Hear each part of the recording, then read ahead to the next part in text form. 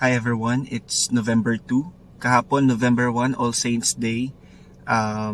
We visited yung sementeryo kung saan nakalibing yung mga kamag-anak namin, especially si Lolo. And then today, it's November 2. This is really the day to commemorate or remember our loved ones who passed away. So, realizations kahapon nung nandun kami, life is really short. Soon, tayo din naman darating yung araw na tayo din yung dadalawin ng mga loved ones natin kasi we are to die also. At we have our own timeline. We just don't know when, but the truth and yung panigurado doon, we are sure that we will die. Siguro kung marirealize lang ng tao na life is really short, we will know how to deal with it. Na we are to enjoy life every day of our lives. We need to fill it with faithfulness, with happiness, with gratefulness. Kumbaga, ibigay na natin lahat because we can't really bring back time. Kapag tayo nawala na dito sa mundo, we will just be part of the history. We will just be part of the memories of our loved ones. So, it would be better na as we live, let us make our lives worth living. Sa paanong paraan? Siguro, di ba lagi natin sinasabi, pag tinatanong, di ba, meron nga sa commercial, para kanino ka bumabangon. So, we have our reasons why we live. We have our purposes in our lives. At siguro ako, ang purpose ko is to serve the Lord. And as I serve the Lord, naka-under dun sa umbrella ng serving the Lord yung mahalin ko yung family ko, yung mahalin ko yung trabaho ko, patuloy na palalimin pa yung faith ko. Kasi everyday is important. Bakit natin sasayangin? Timeline usually, us Filipinos, diba swerte na tumagal ka ng 70 years old or 80 years old. I'm 32.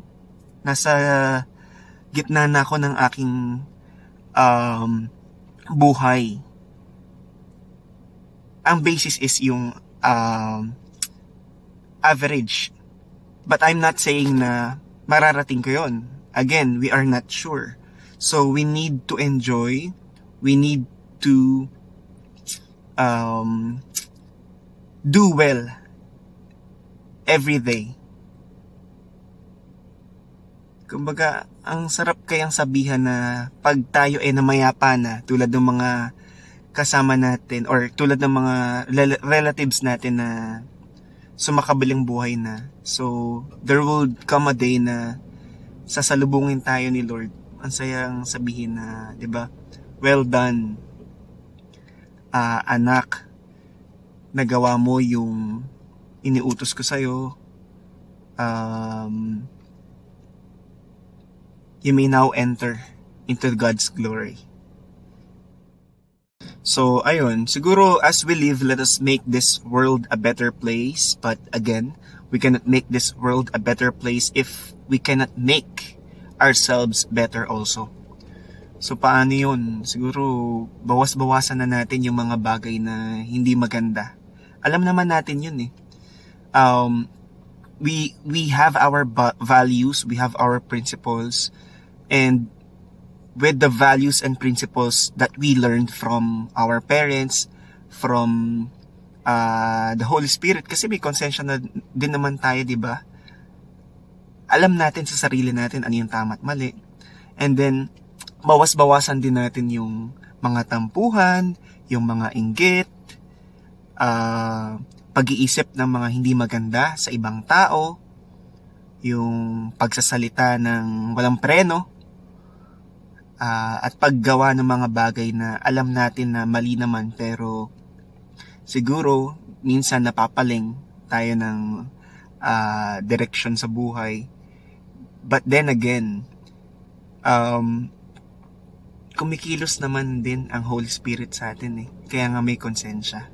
So let's help ourselves to be a better person.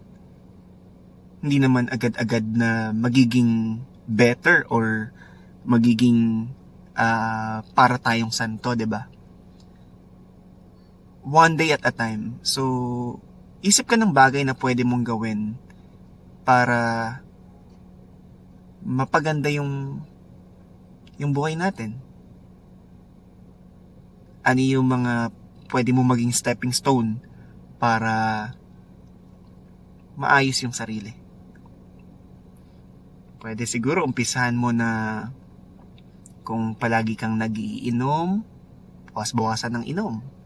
Naninigarilyo, is it worth it? Mga ganun. Bawas-bawasan yung pagiging chismoso o chismosa. Ang dami pa. At alam kong alam natin yun sa sarili natin.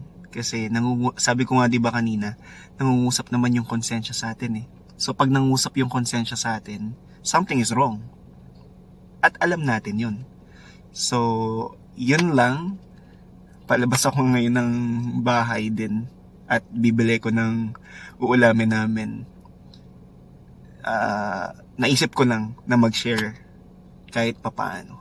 So, see you next time. Bye.